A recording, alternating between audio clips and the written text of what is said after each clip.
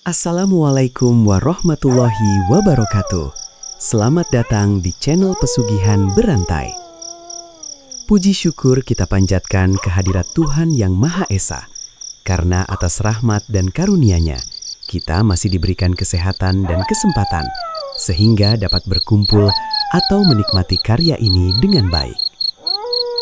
Pada kesempatan ini, saya ingin mempersembahkan sebuah cerita yang mengajak kita untuk mengikuti perjalanan penuh misteri, keberanian, dan pencarian kebenaran. Semoga cerita ini dapat memberikan hiburan, inspirasi, serta pengalaman imajinatif bagi para pembaca. Selamat menikmati cerita ini. Desa Karangrejo adalah desa kecil yang berada di kaki gunung, jauh dari keramaian kota. Desa itu dikelilingi sawah yang luas, sungai kecil yang airnya jernih, dan hutan bambu yang lebat di bagian utara desa. Pada siang hari, desa itu terlihat sangat tenang, bahkan indah. Namun ketika malam tiba, suasananya berubah menjadi sunyi dan sedikit menyeramkan. Di ujung desa, tepat di batas antara pemukiman warga dan hutan bambu, berdiri sebuah musola tua yang sudah sangat lama. Musola itu tidak besar, bangunannya sederhana, temboknya sudah kusam, dan beberapa bagian kayunya terlihat lapuk dimakan usia. Atap gentengnya juga tidak lagi rapi. Bahkan jika hujan turun cukup deras, air sering menetes di beberapa bagian lantai musola. Meski begitu, musola itu masih berdiri kokoh. Warga desa menyebut tempat itu dengan nama yang cukup aneh, Musola Jin. Tidak ada yang benar-benar tahu sejak kapan nama itu muncul. Sebagian orang mengatakan karena tempat itu sering dipakai orang untuk melakukan tirakat atau amalan berat. Sebagian lagi percaya bahwa memang ada makhluk gaib yang tinggal di sekitar musola itu. Karena itulah, setelah waktu maghrib, hampir tidak ada warga yang berani lewat di dekat tempat tersebut. Apalagi jika harus masuk ke dalamnya. Bahkan anak-anak kecil di desa Karangrejo sering ditakut-takuti orang tua mereka. Jangan main sampai malam, nanti dibawa jin musola. Meski terdengar seperti cerita untuk menakut-nakuti anak-anak, banyak orang dewasa yang juga percaya bahwa musola itu memang tidak seperti musola biasa. Konon, tempat itu sering dipakai orang untuk melakukan tirakat 41 hari. Katanya, jika seseorang kuat menjalani amalan selama 41 hari tanpa putus di musola itu, maka hidupnya bisa berubah. Rezekinya akan dibukakan, usahanya akan lancar, dan hidupnya tidak lagi kesulitan. Namun tidak semua orang yang mencoba tirakat di sana berhasil. Banyak yang menyerah di tengah jalan. Bahkan ada juga yang kabarnya pulang dalam keadaan sakit atau ketakutan. Cerita-cerita itulah yang membuat musola itu semakin terkenal dengan nama Musola Jin.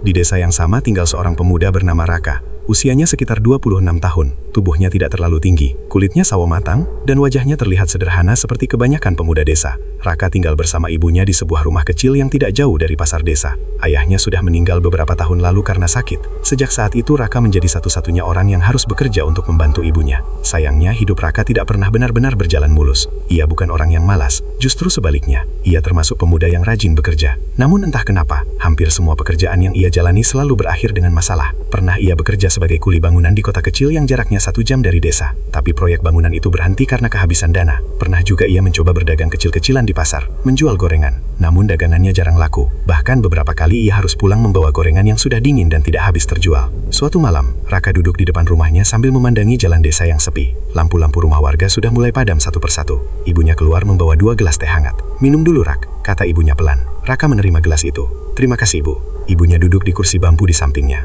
Beberapa saat mereka hanya diam. Ibunya tahu anaknya sedang banyak pikiran. "Kerjaan di pasar gimana?" tanya ibunya akhirnya. Raka tersenyum kecil, meski sebenarnya hatinya sedikit berat. "Ya, lumayan, Bu." Padahal kenyataannya tidak benar-benar lumayan. Hari itu dagangannya hampir tidak laku sama sekali. Ibunya menghela napas pelan. "Yang penting kamu tetap berusaha." Raka mengangguk. Namun di dalam hatinya, ia mulai merasa lelah. Seolah hidupnya selalu berjalan di tempat. Beberapa hari kemudian, Raka bertemu dengan temannya yang bernama Bima di warung kopi dekat pasar. Warung itu cukup ramai pada malam hari, karena sering menjadi tempat berkumpul pemuda desa. Raka duduk di bangku kayu sambil meminum kopi hitam. Bima datang dan langsung duduk di depannya. "Rak, kamu kelihatan capek banget," kata Bima. Raka tertawa kecil. "Ya, begitulah hidup." Bima memesan kopi juga. Beberapa menit mereka hanya ngobrol tentang pekerjaan dan kehidupan sehari-hari. Lalu tiba-tiba Bima berkata pelan, "Rak, kamu pernah dengar musola jin?" Raka mengangkat alis. "Tentu saja pernah. Siapa yang tidak tahu tempat itu?" Bima mencondongkan tubuhnya sedikit. "Aku dengar ada orang dari desa sebelah yang tirakat di sana." Raka terlihat tidak terlalu tertarik. "Lalu, sekarang dia punya usaha besar." Raka mengerutkan kening. "Usaha apa?" "Toko bahan bangunan." Raka terdiam. Bima melanjutkan dengan suara lebih pelan. "Katanya Katanya dia menjalani amalan di sana selama 41 hari. Raka tertawa kecil. Pesugihan maksudmu? Bima langsung menggeleng. Bukan pesugihan hitam. Lalu apa? Katanya pesugihan putih. Raka semakin bingung. Pesugihan putih itu apa? Bima menyesap kopinya. Amalan Al-Ikhlas. Raka menatapnya dengan wajah serius. Baca Al-Ikhlas saja bisa bikin orang kaya. Bima mengangkat bahu. Aku juga tidak tahu pasti, tapi banyak yang bilang begitu. Raka terdiam cukup lama. Ia tidak benar-benar percaya cerita seperti itu. Namun di sisi lain, ia juga tidak bisa mengabaikan rasa penasaran yang tiba-tiba muncul di pikirannya. Bagaimana jika memang ada sesuatu di tempat itu? Bagaimana jika memang ada amalan yang bisa membuka jalan rezeki? Malam itu, setelah pulang dari warung kopi, pikiran Raka tidak bisa tenang. Ia terus memikirkan tentang musola tua di pinggir hutan itu, tentang tirakat 41 hari, tentang amalan Al-Ikhlas, dan tentang kemungkinan hidupnya bisa berubah. 2 hari kemudian, Raka akhirnya memutuskan sesuatu. Sore itu ia berjalan menuju arah hutan bambu. Langit mulai berubah menjadi jingga karena matahari hampir tenggelam. Angin dari arah gunung bertiup pelan, membuat daun bambu saling bergesekan dan menghasilkan suara yang khas. Angin malam mulai terasa dingin ketika Raka masih duduk di dalam musola tua itu. Langit di luar sudah benar-benar gelap. Cahaya yang masuk hanya berasal dari lampu minyak kecil yang digantung di salah satu tiang kayu musola. Api lampu itu bergoyang pelan tertiup angin dari jendela yang terbuka. Bayangan di dinding musola bergerak-gerak seperti hidup. Raka duduk bersila di lantai yang dilapisi tikar pandan yang sudah mulai kusam. Di depannya duduk seorang kakek tua berjubah putih yang memperkenalkan dirinya sebagai Mbah Harun. Suasana di dalam musola itu sangat sunyi.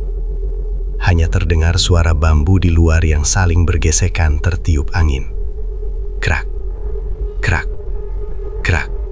Suara itu membuat suasana semakin terasa mencekam. Namun anehnya, wajah Mbah Harun terlihat sangat tenang. Seolah-olah ia sudah sangat terbiasa dengan suasana seperti itu. Raka sendiri masih mencoba menenangkan perasaannya. Ia datang ke tempat ini karena rasa penasaran. Tapi sekarang ia mulai menyadari bahwa tempat ini memang berbeda dari musola biasa. Raka akhirnya memberanikan diri bertanya, "Mbah, apa benar tempat ini sering dipakai orang untuk tirakat?" Mbah Harun tersenyum kecil. "Benar. Sudah sejak lama sekali." Raka menatap sekeliling musola. Bangunan itu memang terlihat tua. Kayu-kayunya tampak sudah berumur puluhan tahun. Beberapa bagian bahkan terlihat retak dan menghitam karena usia. Namun musola itu masih terasa kokoh. "Kenapa tempat ini disebut musola jin?" tanya Raka lagi. Mbah Harun tidak langsung menjawab. Ia mengambil lampu minyak itu dan memindahkannya sedikit lebih dekat ke tengah ruangan. Cahaya kuning redup itu membuat wajahnya terlihat semakin tua. Beberapa saat ia hanya diam, seolah sedang memikirkan sesuatu. Lalu akhirnya ia berkata pelan, "Karena tempat ini memang tidak hanya dihuni manusia." Raka langsung merinding. "Maksud Mbah, ada jin di sini?" Mbah Harun mengangguk pelan. Sejak dulu, Raka menelan ludah. Ia sebenarnya ingin bertanya lebih banyak, tapi sedikit takut dengan jawabannya. Namun rasa penasaran akhirnya menang. "Jin seperti apa, Mbah?" Mbah Harun menatap Raka dengan dalam. "Jin juga makhluk ciptaan Tuhan. Sama seperti manusia. Ada yang baik, ada yang tidak." Raka mengangguk pelan. Mbah Harun melanjutkan ceritanya. "Dulu sekali, musola ini dibangun oleh seorang ulama yang sangat dihormati di daerah ini. Namanya Kiai Abdul Malik." Raka mendengarkan dengan serius.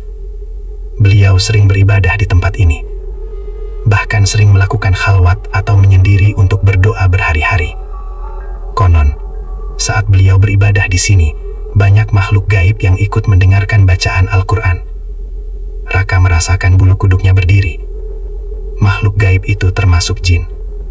Dan sebagian dari mereka akhirnya tinggal di sekitar tempat ini. Raka mulai mengerti kenapa musola itu memiliki nama yang aneh. "Jadi mereka tidak mengganggu?" tanya Raka. Mbah Harun menggeleng. "Tidak selalu. Tapi mereka akan memuji." Raka terdiam. "Menguji apa?"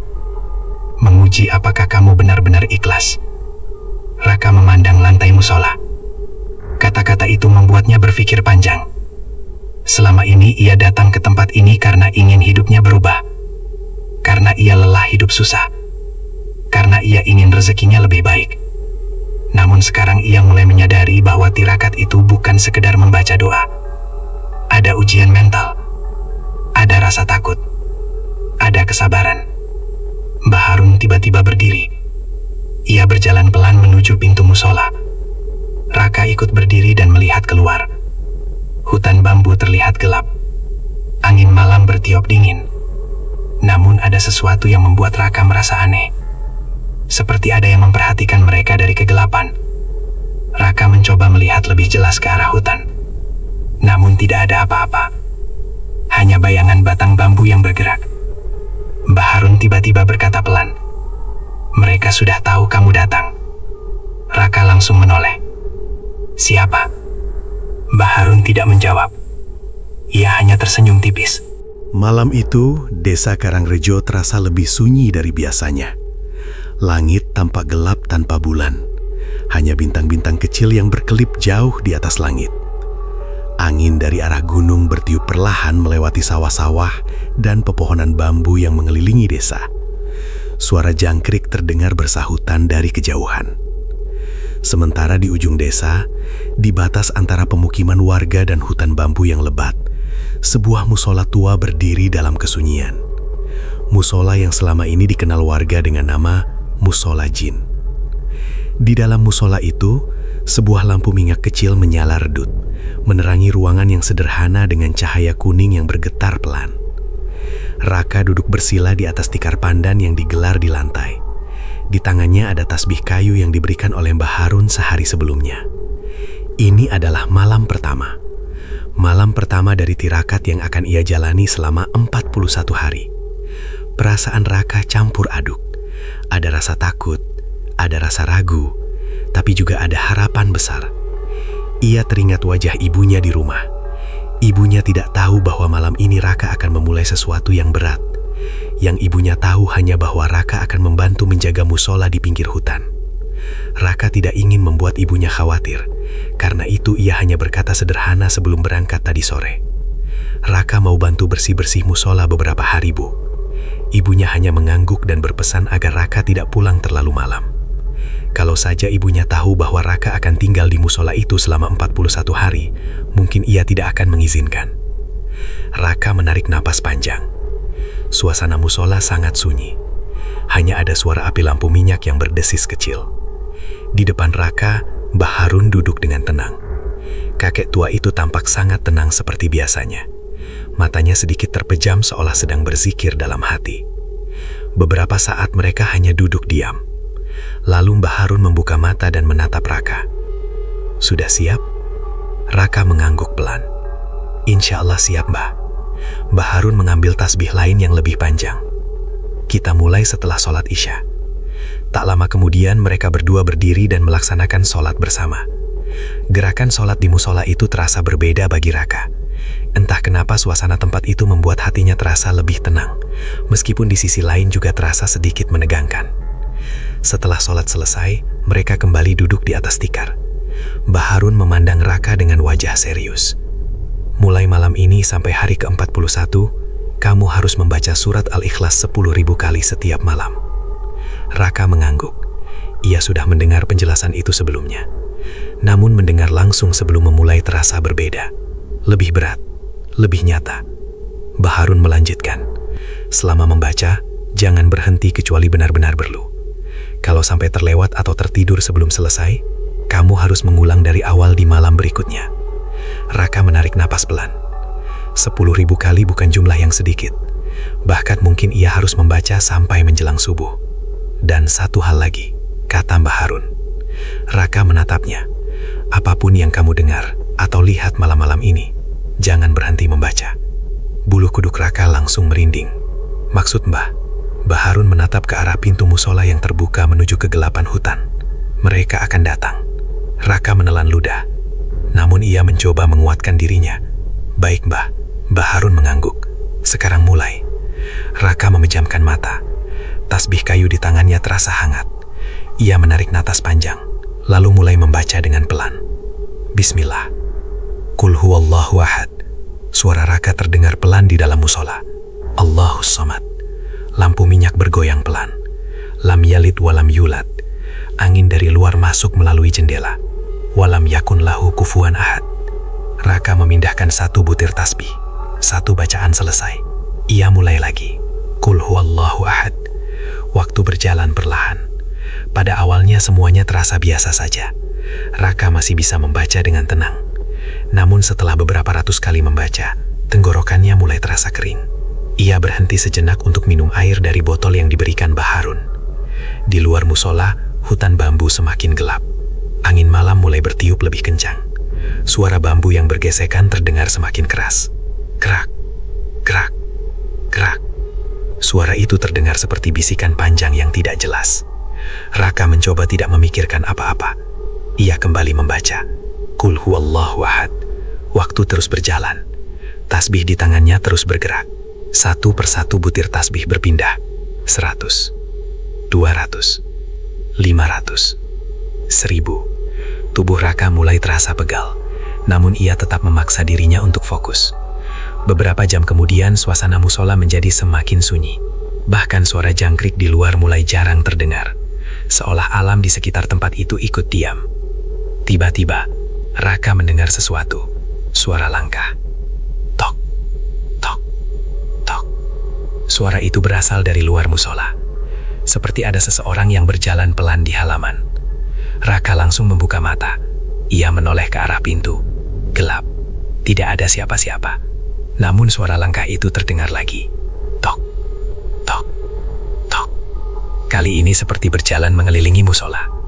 Jantung Raka langsung berdegup lebih cepat. Ia teringat pesan Mbah Harun. Apapun yang kamu dengar, jangan berhenti membaca. Raka menelan ludah. Ia memejamkan mata lagi dan melanjutkan bacaan. Qul huwallahu ahad. Suara langkah itu masih terdengar. Seperti seseorang yang berjalan perlahan di luar musola. Kadang berhenti, kadang berjalan lagi. Angin bertiup lebih kuat, lampu minyak bergoyang. Bayangan di dinding musola bergerak aneh. Namun Raka tetap membaca. Allahus Samad. Beberapa menit kemudian suara langkah itu berhenti.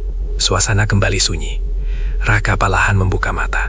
Ia melihat Mbah Harun masih duduk dengan tenang di dekat mihrab. Kakek itu tidak terlihat terkejut sama sekali. Seolah suara tadi adalah hal yang biasa. Raka kembali menutup mata dan melanjutkan bacaan. Waktu terus berjalan. Sekitar tengah malam tubuh Raka mulai terasa sangat lelah. Punggungnya pegal karena duduk terlalu lama. Kelopak matanya juga mulai berat. Namun jumlah bacaan masih jauh dari 10.000. Raka mencoba menguatkan dirinya. Ia mengingat alasan kenapa ia datang ke tempat ini. Ia ingin hidupnya berubah. Ia ingin membantu ibunya. Ia tidak ingin terus hidup dalam kesulitan. Ia terus membaca. Qul huwallahu ahad. Namun malam itu ternyata belum selesai menguji keberaniannya. Tiba-tiba, angin dari luar masuk dengan sangat kencang. Lampu minyak hampir padam. Pintu musola yang setengah terbuka berderit. Kriak. Raka membuka mata. Ia menoleh ke arah pintu. Dan saat itulah, ia melihat sesuatu. Di luar musola, ada bayangan hitam berdiri di antara batang bambu. Tinggi, diam, tidak bergerak. Raka membeku. Ia mencoba memastikan apakah itu hanya bayangan pohon. Namun bayangan itu terlihat seperti sosok manusia, tapi terlalu tinggi dan terlalu gelap. Seolah hanya berupa siluet. Raka merasakan keringat dingin mengalir di punggungnya. Bayangan itu tidak masuk, hanya berdiri di luar musola, seperti sedang memperhatikan. Beberapa detik kemudian, bayangan itu perlahan bergerak, namun bukan menjauh. Ia justru mendekat ke arah musola. Jantung Raka terasa hampir berhenti, namun ia segera memejamkan mata dan memaksa dirinya untuk terus membaca. Qul huwallahu ahad. Suara bacaannya sedikit bergetar. Allahus Samad. Beberapa saat kemudian, angin tiba-tiba berhenti. Suasana menjadi sangat sunyi. Raka membuka mata perlahan. Bayangan itu sudah tidak ada. Di luar musola hanya ada hutan bambu yang gelap. Seolah apa yang ia lihat tadi tidak pernah ada. Raka menarik napas panjang. Ia melanjutkan bacaan sampai menjelang subuh. Ketika akhirnya bacaan terakhir selesai, langit di luar sudah mulai sedikit terang. Raka merasa tubuhnya sangat lelah. Namun di dalam hatinya, ada perasaan aneh. Ia berhasil melewati malam pertama. Namun ia tahu satu hal. Jika malam pertama saja sudah seperti ini, maka malam-malam berikutnya mungkin akan jauh lebih berat. Di sudut musola, Mbah Harun membuka mata dan menatap Raka. Kakek itu tersenyum tipis. Baru malam pertama, Raka menghela napas. Ia tahu perjalanan 41 hari di musola jin baru saja dimulai. Dan sesuatu di dalam hutan bambu itu sepertinya juga mulai memperhatikan dirinya.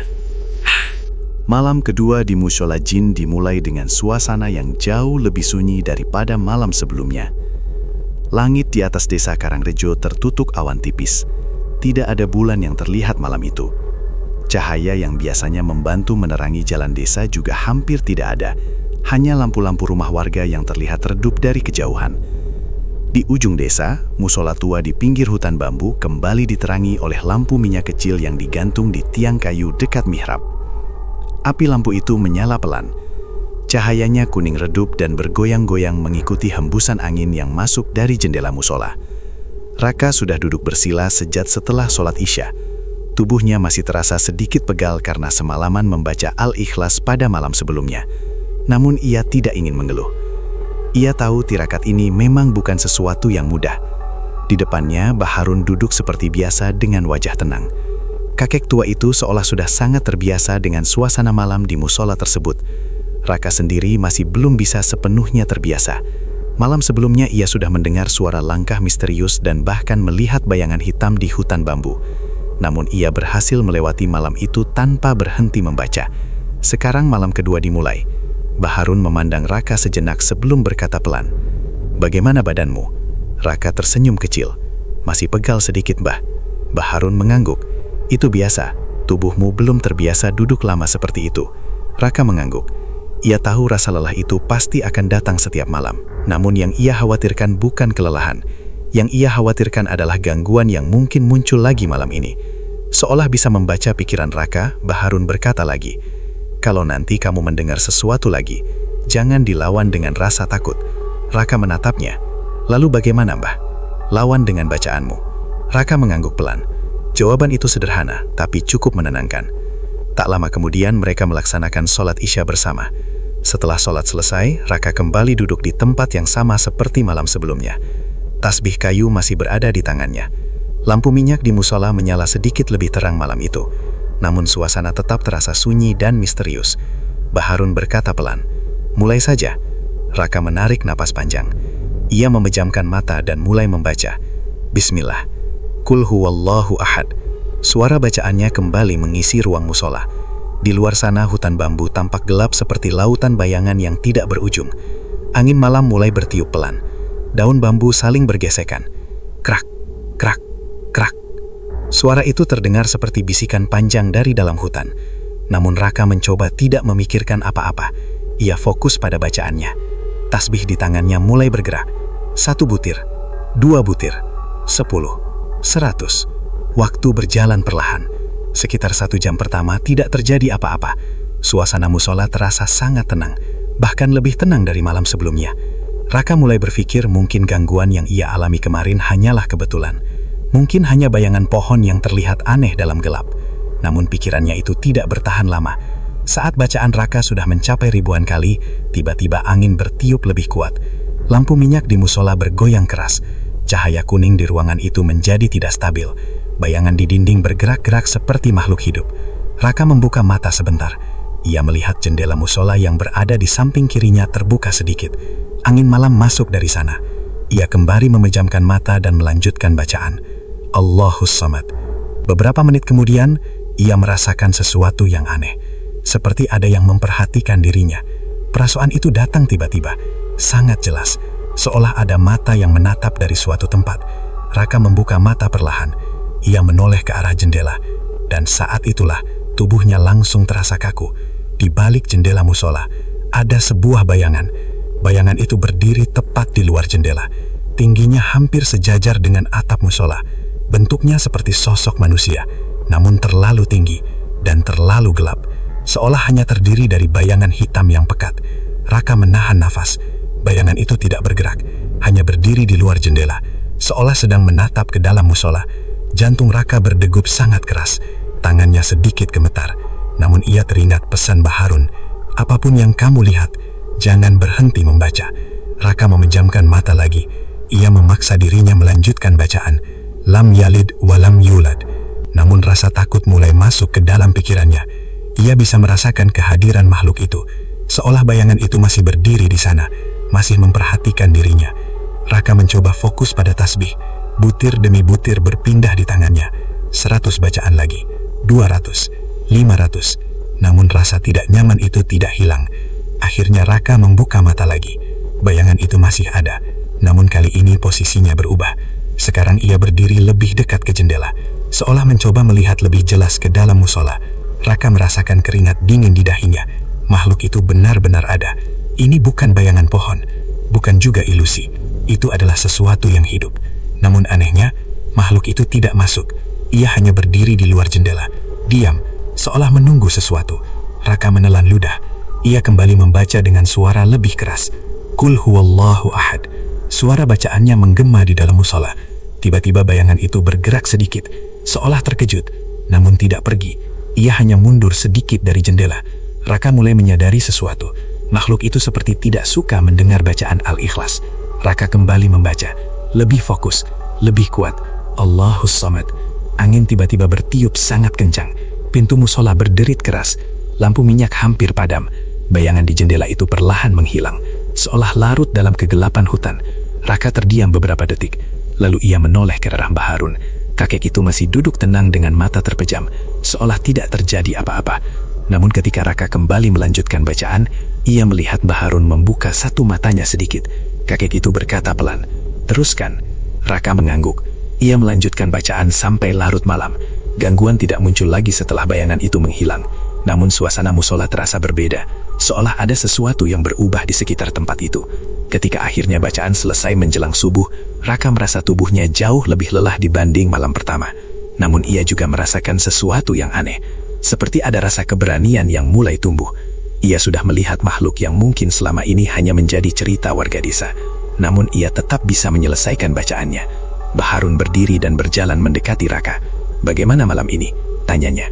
Raka menghela napas panjang. "Saya melihat sesuatu di jendela, Mbah." Mbah Harun tersenyum tipis. "Bayangan tinggi?" Raka langsung terkejut. "Mbah tahu? Sudah sering." Raka menatap ke arah jendela musola. Hutan bambu di luar terlihat mulai terang karena cahaya fajar. "Makhluk itu apa, Mbah?" Mbah Harun menjawab pelan. "Salah satu penghuni hutan ini." Raka merinding lagi. "Dia tidak suka bacaanmu." Raka menatap tasbih di tangannya. Mbah Harun menepuk bahunya pelan. "Artinya kamu berada di jalan yang benar." Raka tidak tahu harus merasa senang atau justru semakin khawatir.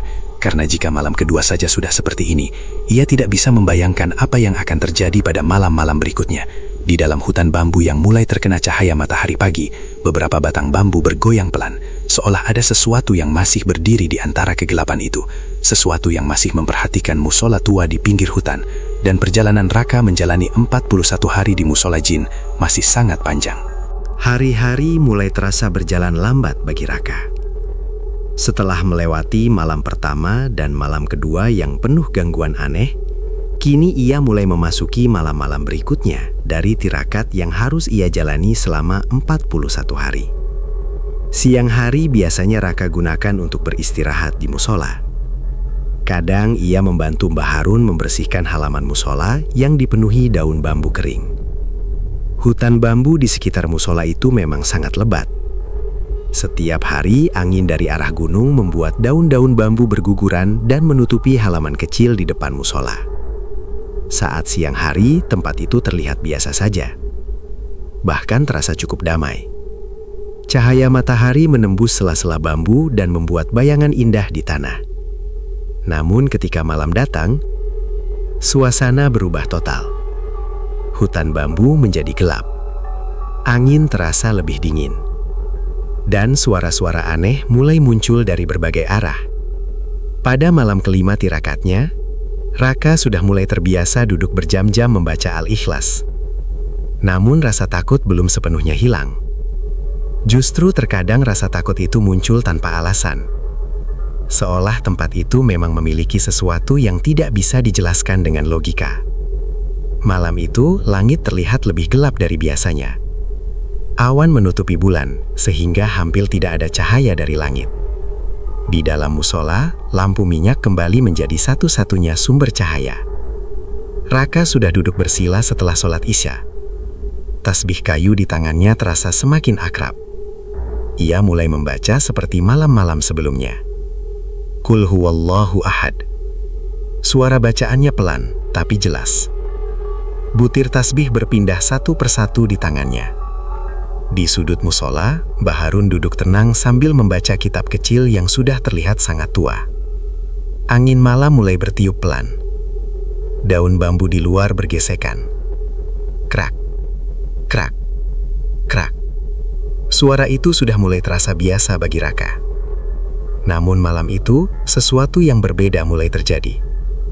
Ketika bacaan Raka sudah mencapai ribuan kali, tiba-tiba suasana musola terasa lebih dingin. Sangat dingin. Padahal angin yang masuk dari luar tidak terlalu kencang. Raka membuka mata sebentar. Ia melihat api lampu minyak mengecil sedikit. Cahaya di ruangan menjadi lebih redup. Raka kembali memejamkan mata dan melanjutkan bacaan. Allahus Samad. Beberapa menit kemudian, ia mendengar sesuatu. Sebuah suara. Sangat pelan. Seperti seseorang yang sedang berbisik. Namun suara itu tidak jelas. Raka mencoba mengabaikannya. Ia berpikir mungkin hanya suara angin yang masuk melalui jendela musola. Namun suara itu terdengar lagi. Kali ini sedikit lebih jelas. Seperti ada seseorang yang berbicara tepat di belakangnya. Berhenti saja. Raka langsung membuka mata. Ia menoleh ke belakang. Tidak ada siapa-siapa. Hanya dinding musola yang kosong. Jantungnya mulai berdetak lebih cepat. Ia kembali mengingat pesan Mbah Harun. Jangan berhenti membaca. Raka menarik napas pelan dan melanjutkan bacaannya. Lam yalid walam yulad. Beberapa menit berlalu.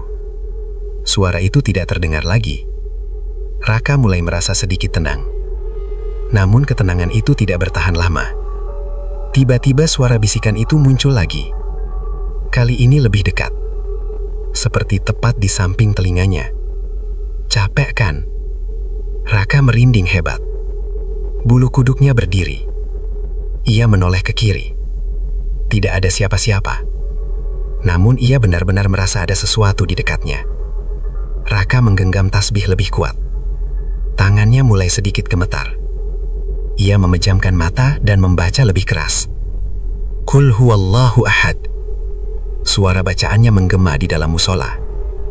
Angin tiba-tiba bertiup lebih kencang. Pintu musola berderit. Kriik. Lampu minyak bergoyang. Bayangan di dinding bergerak liar. Namun suara bisikan itu masih terdengar. Percuma. Tidak akan berhasil. Berhenti saja. Raka merasa kepalanya mulai pusing. Suara itu seperti datang dari berbagai arah. Kadang dari belakang. Kadang dari samping. Kadang bahkan seperti berasal dari dalam musola itu sendiri. Ia mencoba membuka mata lagi. Namun yang ia lihat justru membuat jantungnya hampir berhenti. Di sudut musola, ada bayangan hitam. Bayangan itu tampak duduk bersandar di dinding. Bentuknya seperti manusia. Namun wajahnya tidak terlihat. Hanya siluet gelap yang tidak bergerak. Raka menahan napas. Bayangan itu seperti sedang menatap dirinya. Beberapa detik mereka hanya diam. Lalu bayangan itu perlahan berdiri. Gerakannya sangat pelan, seolah tidak memiliki berat. Raka hampir saja menghentikan bacaannya karena takut. Namun ia segera memejamkan mata dan memaksa dirinya membaca lagi. Allahus Samad. Suara bacaannya lebih keras dari sebelumnya. Saat ia membuka mata lagi, bayangan itu sudah tidak ada. Sudut musola kembali kosong. Namun bisikan itu masih terdengar. Masih keras kepala. Suara itu terdengar seperti tertawa pelan. Raka menatap Mbah Harun. Kakek itu masih duduk dengan tenang, seolah tidak terjadi apa-apa. Namun beberapa detik kemudian Mbah Harun berkata tanpa membuka mata. Teruskan. Hanya satu kata.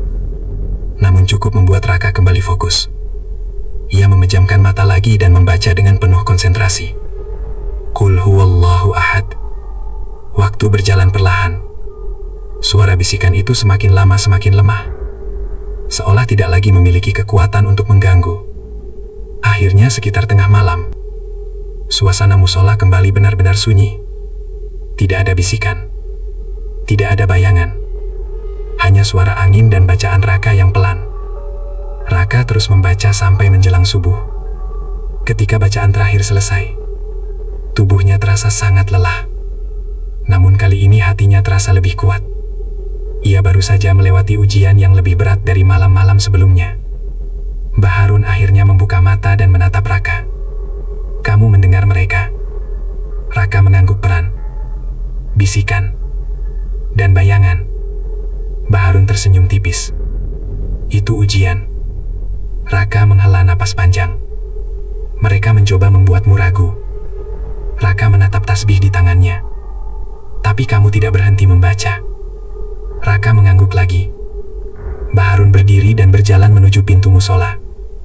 Langit di luar mulai berubah menjadi biru pucat, tanda fajar akan segera datang. "Semakin kamu kuat, semakin mereka akan mencoba mengganggu." Raka merinding mendengar itu. Artinya ujian akan semakin berat, Mbah. Mbah Harun menatap ke arah hutan bambu yang masih gelap.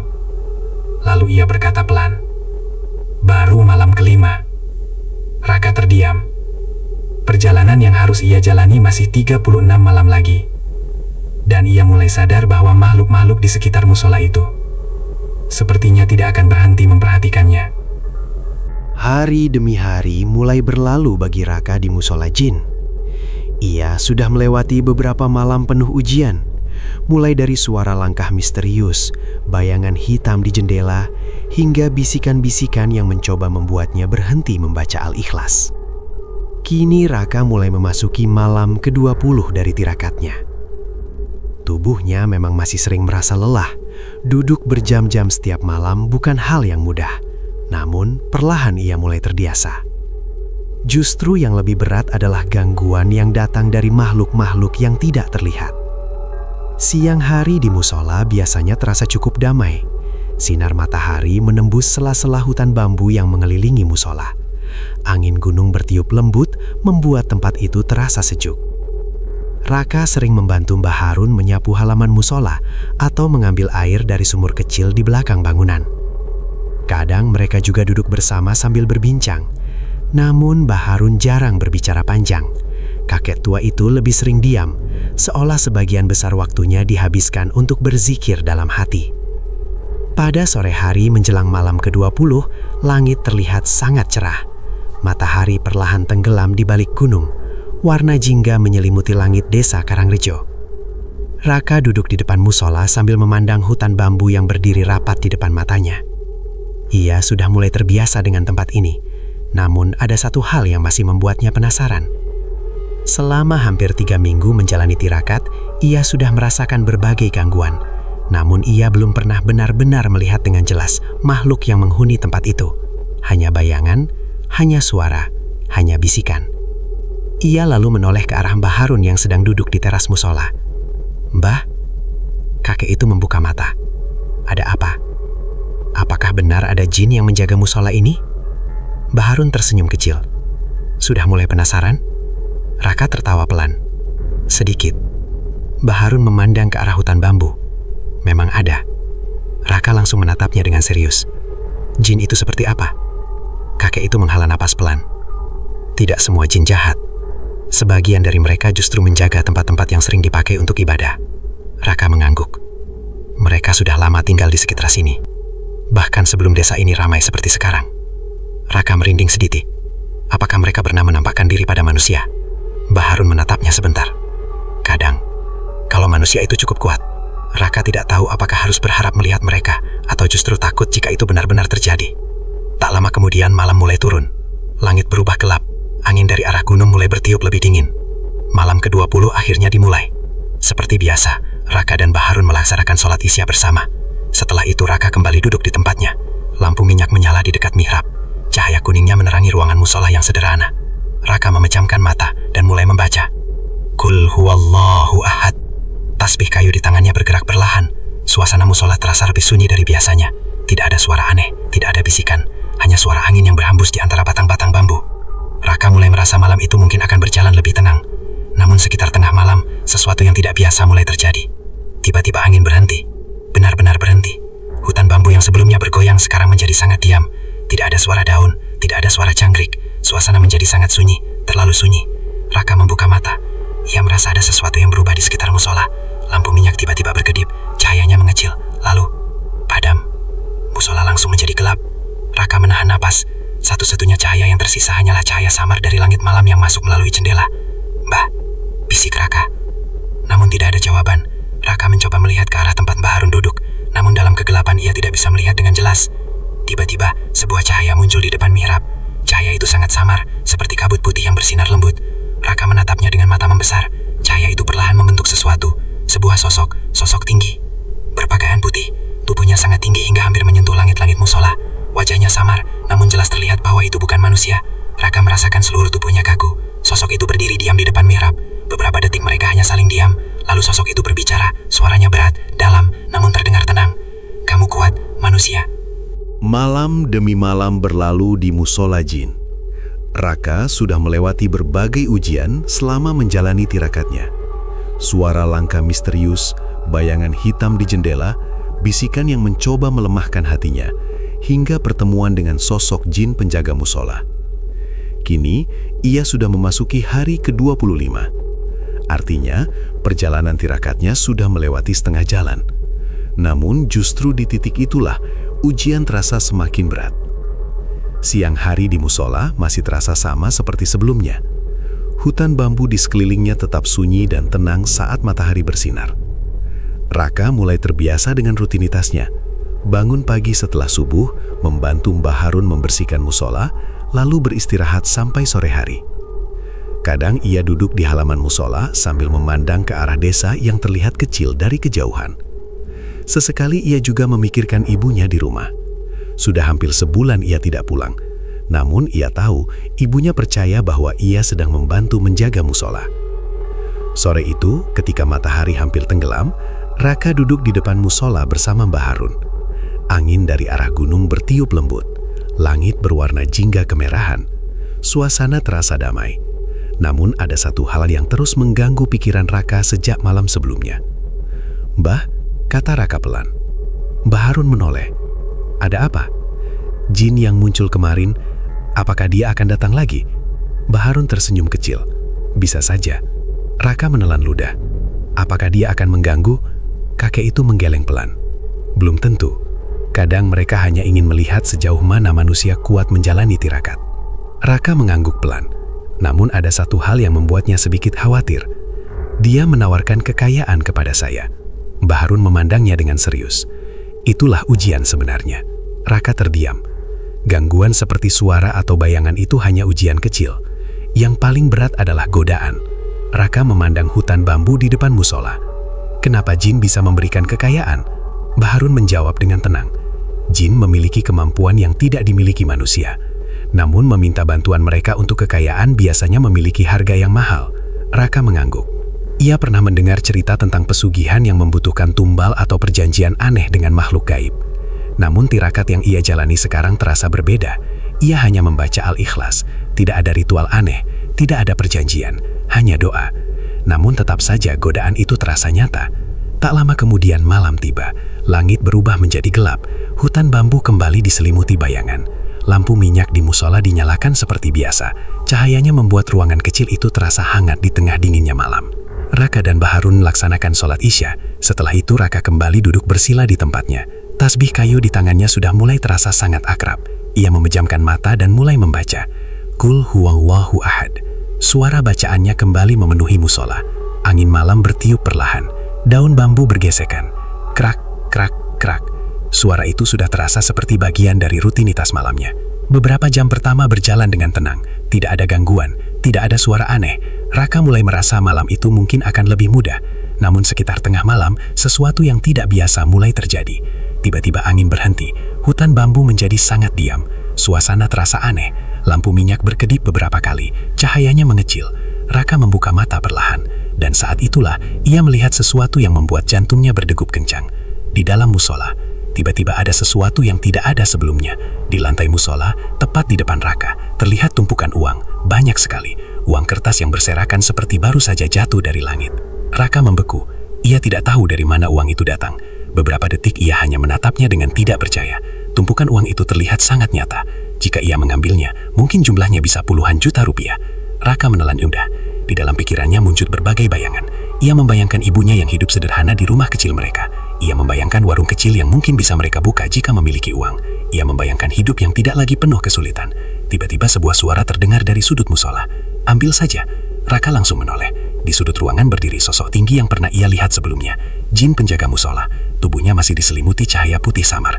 Namun kali ini wajahnya terlihat lebih jelas. Meskipun masih sedikit kabur, Raka bisa merasakan tatapan matanya. Ambil uang itu, kata makhluk itu. Tidak ada yang melarang. Raka terdiam. Ia menatap uang di lantai. Godaan itu terasa sangat nyata. Makhluk itu melanjutkan, kamu sudah berusaha keras. Tidak ada salahnya mendapatkan hadiah. Raka merasakan pikirannya mulai goyah. Ia memang datang ke tempat ini karena ingin hidupnya berubah. Dan sekarang kesempatan itu ada di depannya. Namun tiba-tiba ia teringat sesuatu. Pesan Baharun, jangan meminta pada jin. Raka memejamkan mata. Ia menggenggam tasbih lebih kuat. Lalu ia kembali membaca dengan suara keras. Qul huwallahu ahad. Suara bacaannya menggema di dalam musola. Makhluk itu tersenyum tipis. Kamu keras kepala. Raka tidak menjawab. Ia terus membaca. Allahus samad. Angin tiba-tiba bertiup kencang. Lampu minyak bergoyang keras. Tumpukan uang di lantai mulai berubah. Perlahan-lahan uang itu berubah menjadi sesuatu yang lain. Menjadi daun bambu kering yang berserakan. Raka membuka mata. Ia terkejut melihat perubahan itu. Ternyata sejak awal itu hanyalah ilusi. Makhluk itu tertawa pelan. Banyak manusia gagal di ujian ini. Raka tidak menjawab. Ia tetap membaca Al-Ikhlas. Makhluk itu menatapnya beberapa saat. Lalu berkata lagi, jika kamu benar-benar berhasil sampai hari ke-41, rezekimu memang akan terbuka. Raka menatapnya sebentar. Bukan dari aku, tapi dari Tuhan yang kamu minta setiap malam. Setelah mengatakan itu, sosok jin penjaga perlahan menghilang. Tubuhnya berubah menjadi kabut putih, lalu lenyap di udara. Lampu minyak kembali stabil. Suasana musola menjadi tenang lagi. Raka menghela napas panjang. Ia melanjutkan bacaannya sampai menjelang subuh. Ketika akhirnya selesai, tubuhnya terasa sangat lelah. Namun hatinya terasa lebih ringan. Ia baru saja melewati godaan yang mungkin bisa menghancurkan tirakatnya. Baharun membuka mata dan menatap Raka. Ujian uang? Raka langsung terkejut. Mbah tahu?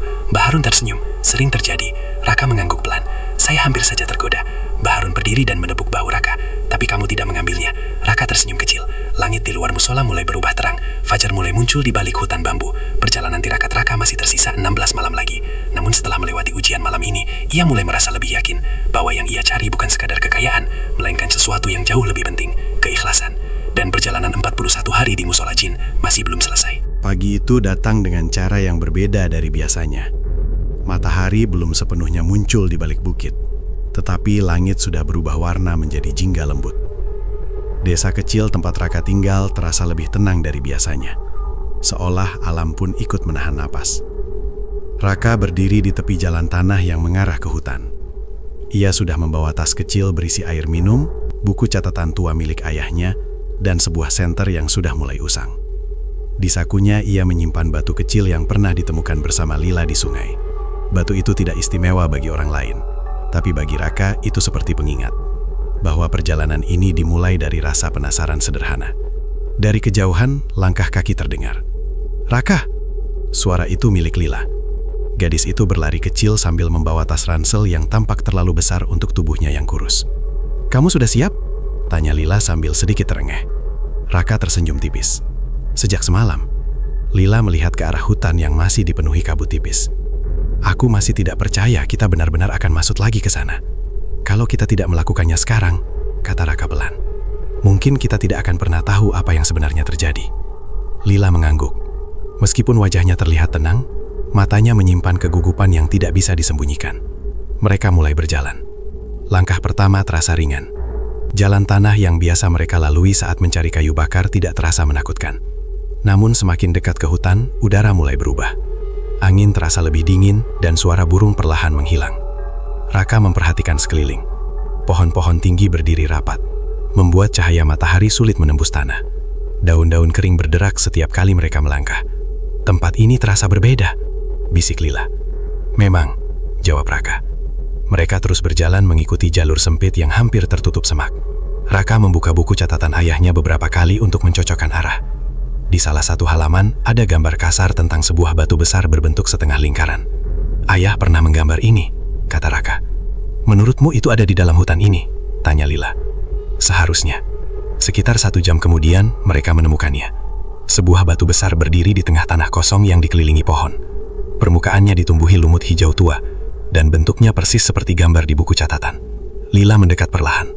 Ini sama persis. Raka meraba permukaan batu. Ada goresan halus yang hampir tidak terlihat. Ini bukan goresan biasa, katanya. Lila ikut melihat lebih dekat.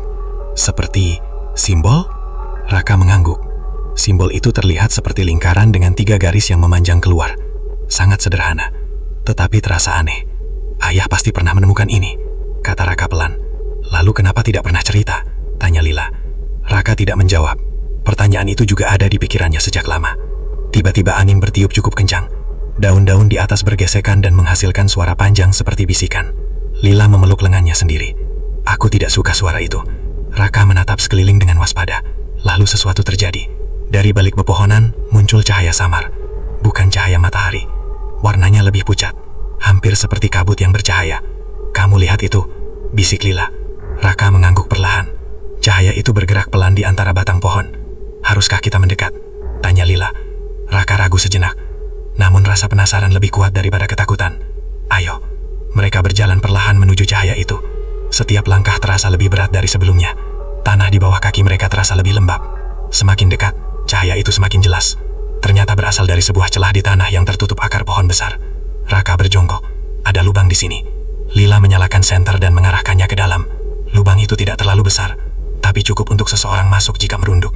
Ini seperti lorong, kata Lila. Raka menelan ludah. Di halaman terakhir buku catatan ayahnya, ada satu kalimat yang selalu membuatnya penasaran. Jika kamu menemukan cahaya di bawah akar, berarti kamu sudah dekat. Raka menutup buku itu perlahan. Ini dia. Dekat dengan apa? Tanya Lila. Raka mengengeng pelan. Aku tidak tahu. Lila menatap lubang itu lama. Wajahnya menunjukkan konflik antara takut dan penasaran. Tiba-tiba angin bertiup cukup kencang. Daun-daun jatuh berlahan di sekitar mereka. Lila akhirnya menapas panjang. Baiklah. Ia mengambil senter dari tangannya dan mengarahkannya ke dalam lorong. Aku ikut. Raka tersenyum kecil. Meskipun jantungnya berdetak keras, ia menuruni lubang itu terlebih dahulu. Diikuti Lila di belakangnya. Tanah di dalam terasa dingin dan lembab. Lorong itu sempit. Hanya cukup untuk berjalan membungkuk. Langkah mereka bergema pelan di dinding tanah. Beberapa meter kemudian, lorong itu mulai melebar. Dan di ujungnya, cahaya yang lebih terang terlihat. Raka berhenti. Lila hampir menabraknya dari belakang. Kenapa berhenti? Tanya Lila. Raka tidak langsung menjawab. Ia hanya menunjuk ke depan. Lila melihat ke arah yang sama. Matanya membesar. Di depan mereka, ada ruang besar di dalam tanah. Dindingnya dipenuhi simbol-simbol aneh yang bersinar samar seperti cahaya bulan. Dan di tengah ruangan itu, ada sesuatu. Sebuah benda besar yang tertutup debu dan akar, tetapi memancarkan cahaya lembut. Lila berbisik dengan suara hampir tidak terdengar. Raka, menurutmu itu apa? Raka melangkah 1 langkah ke depan. Ia tidak tahu apa benda itu. Tapi satu hal yang ia rasakan sangat jelas. Perjalanan mereka baru saja memasuki bagian yang paling berbahaya. Dan mungkin juga bagian yang paling penting. Cahaya lembut di dalam ruangan bawah tanah itu berdenyut pelan, seperti napas yang hidup. Raka berdiri diam di ujung lorong, mencoba memastikan bahwa apa yang dilihatnya benar-benar nyata. Ruangan itu jauh lebih besar dari yang mereka bayangkan. Dindingnya melengkung seperti kubah alami yang terbentuk dari tanah dan batu. Namun yang paling mencolok adalah simbol-simbol yang terukir di hampir setiap bagian dinding. Simbol itu memancarkan cahaya samar kebiruan. Lila melangkah lebih dekat sambil memegang senter, meskipun cahaya senter itu hampir tidak diperlukan di ruangan yang sudah terang oleh simbol-simbol aneh itu. Raka, lihat ini. Ia menunjuk salah satu ukiran di dinding. Raka mendekat. Simbol itu terlihat seperti gambar matahari, tetapi di tengahnya ada lingkaran kecil yang dikelilingi garis-garis seperti akar pohon. Aneh sekali, gumam Lila. Raka membuka buku catatan ayahnya dan membolak-balik halaman dengan hati-hati. Beberapa detik kemudian ia berhenti. Ini, katanya pelan. Di halaman yang agak kusam, ada gambar simbol yang hampir sama dengan yang ada di dinding. Lila mencondongkan tubuhnya. Jadi ayahmu benar-benar pernah ke sini? Raka mengangguk perlahan. Ada perasaan aneh yang muncul di dadanya, antara bangga dan takut. Jika ayahnya pernah berada di tempat ini, berarti semua cerita yang dulu terdengar seperti dongeng ternyata nyata. Lila kemudian menoleh ke arah tengah ruangan. Dan benda itu? Di tengah ruangan berdiri sebuah struktur besar setinggi hampir 2 meter. Bentuknya seperti pilar batu yang tertutup akar pohon tua. Akar-akar itu melilit pilar tersebut seolah berusaha menahannya agar tidak bergerak. Namun dari celah-celah akar, cahaya putih lembut keluar. Raka berjalan mendekat. Langkahnya sangat hati-hati, seolah takut mengganggu sesuatu yang sudah tertidur sangat lama. Semakin dekat, udara terasa semakin dingin. Lila mengikuti dari belakang. "Menurutmu ini mesin?" tanya Lila. Raka menggeleng pelan. "Aku tidak tahu." Permukaan pilar itu penuh ukiran kecil, beberapa terlihat seperti tulisan kuno yang tidak mereka kenal. Raka mengusap sedikit debu di salah satu bagian. Cahaya di bawahnya menjadi lebih terang. Tiba-tiba, klik. Suara kecil terdengar dari dalam pilar. Raka langsung menarik tangannya. "Apa itu?" Lila bertanya cepat. Mereka menunggu beberapa detik. Tidak ada yang terjadi. Lila tertawa kecil, mencoba meredakan ketegangan. Mungkin cuma batu yang bergerak. Namun sebelum Raka sempat menjawab, cahaya di pilar itu tiba-tiba berdenyut lebih kuat. Sekali, 2 kali, 3 kali. Lalu seluruh simbol di dinding ruangan ikut menyala lebih terang. Lila mundur 1 langkah. "Raka, sepertinya kamu menyalakan sesuatu." Raka juga mundur sedikit. Jantungnya berdetak cepat. Dari dalam pilar, suara rendah mulai terdengar, seperti getaran batu yang bergeser setelah lama terkunci. Akar-akar pohon yang melilit pilar perlahan bergerak. Debu jatuh dari langit-langit ruangan. "Apa kita harus keluar?" tanya Lila dengan suara gugup. Raka ragu. Namun sebelum mereka sempat memutuskan, sebuah garis cahaya muncul di permukaan pilar. Garis itu membentuk pola lingkaran yang sama seperti simbol yang mereka lihat di batu di luar hutan. Lalu cahaya itu bergerak naik perlahan seperti sesuatu yang sedang bangun dari tidur panjang. Tiba-tiba seluruh ruangan berguncang pelan. Lila memegang bahu Raka. Ini tidak terlihat baik. Namun Raka justru menatap pilar itu dengan fokus penuh. Di dalam cahaya yang semakin terang, ia melihat sesuatu yang lain. Bayangan. Seperti gambar yang bergerak di dalam batu. Bayangan itu membentuk pemandangan yang samar.